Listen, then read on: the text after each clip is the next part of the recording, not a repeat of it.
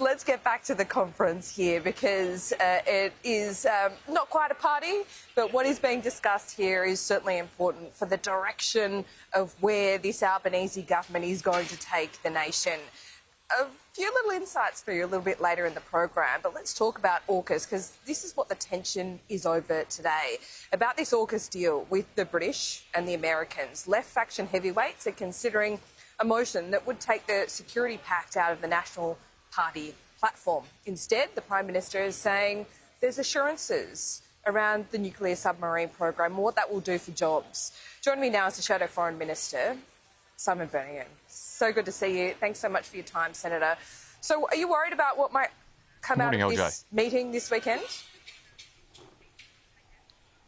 Well, first and foremost, the divisions we're seeing within the Labor Party over AUKUS are a reminder that Labor could never have initiated the AUKUS Pact, that the Labor Party clearly has such deep divisions here. The only way they came to be able to support it in government was because a coalition government had initiated it, and Labor, adopting a strategy of being a small target at the last election, simply quickly folded in and supported what the coalition had initiated. But now we're seeing these remarkable scenes and of course so much of it happening in even more bitter division behind the scenes of Labor promising the 10,000 jobs will apparently all be union jobs. I don't know whether they're going to force people to join the union or what the terms and conditions of that will be. That we've got 32 paragraphs of attachments being put on to the national platform to try to appease different factors within the Labor Party here and to deal with the factions.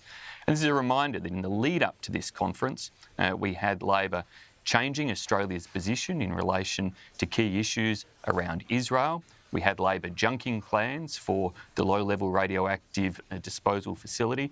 You've seen many different bones thrown to the left-wing factions of the Labor Party to try to achieve unity, and yet still they've got division, and still apparently they're even going to delay further the discussions that may occur at the National Conference today.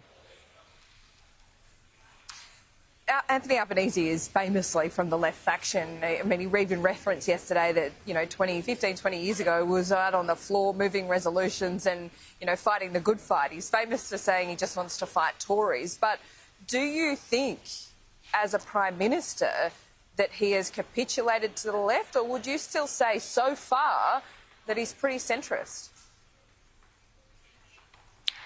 If Anthony Albanese were not Prime Minister, he'd probably be leading the left-wing debate against AUKUS on the conference floor.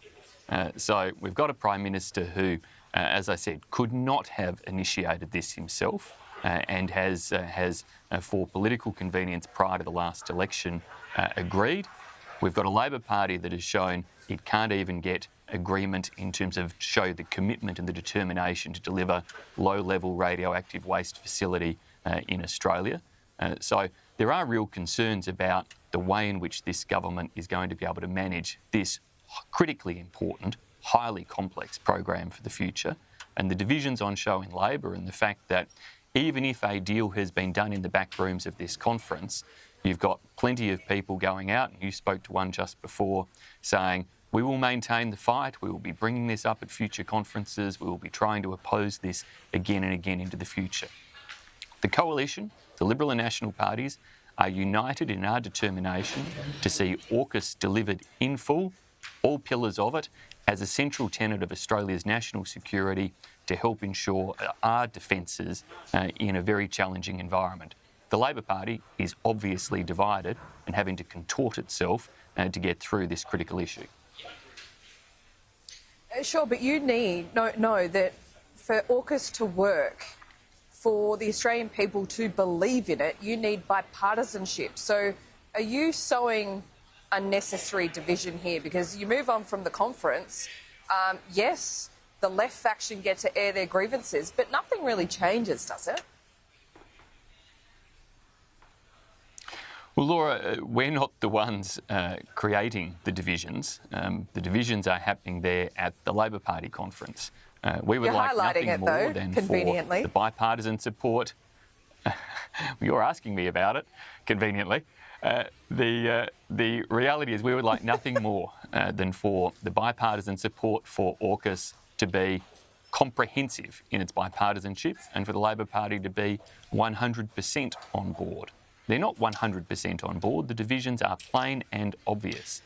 Now, I hope for the sake of Australia's national interest that there are no further compromises. And it's not just compromises around AUKUS. In the end, the 32 paragraphs may well largely be a restatement of what we already know, aside from this peculiar throwing in of suggesting they'll all be unionised jobs. I think they really do need to clarify exactly what they mean there, because I think those workers deserve choice about whether or not they want to join a union.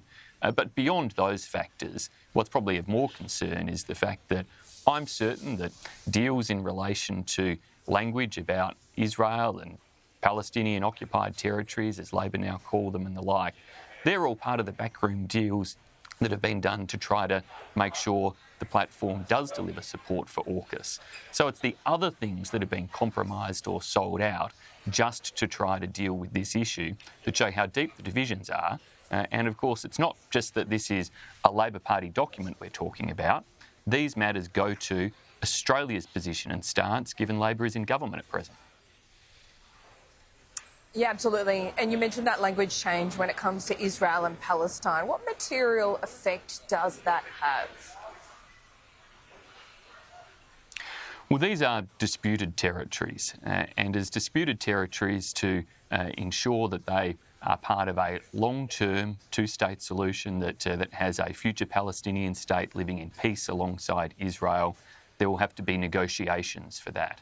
So using the type of language of occupied Palestinian territories suggests that there is a predetermination on Australia's part about all of those territories, when in the end, to be able to have that two-state solution achieved, there will need to be negotiation about those disputed territories to reach an agreed outcome. And that's why it would be more accurate to maintain that type of language. And there was no real necessity, need or otherwise for the Labor government to change its wording in the last couple of weeks, other than clearly to manage the factional differences coming up at this meeting happening in Brisbane right now. Yeah, well, Simon Birmingham, we'll have to leave it there. Thanks so much for that.